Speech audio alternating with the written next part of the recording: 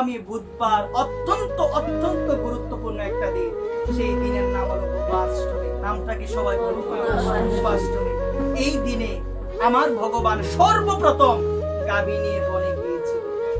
কি নিয়ে বনে গিয়েছিল? গাভী নিয়ে বনে গিয়েছিল। এই গোপাষ্টমীর আরো মাহাত্ম্য রয়েছে মা। আমার রাধারানীর চরণ সবসময় দেখা যায় না, শুধুমাত্র বছরে 2টা দিন। বছরে কয়টা দিন মা?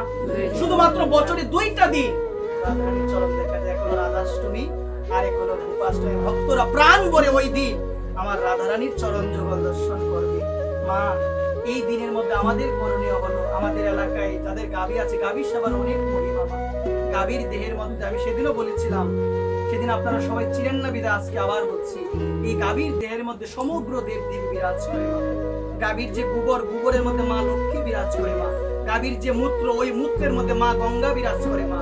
গাভীর গোবর যদি কোনো জায়গার মধ্যে লেপন করে, সেই জায়গার মধ্যে যদি যে কোনো দেবদেবীকে আপনি আহ্বান করে, সেখানে দেবদেবী আসতে বাধ্য, যদি শুদ্ধ চিত্তে শুদ্ধ হৃদয়ে আহ্বান করতে পারেন।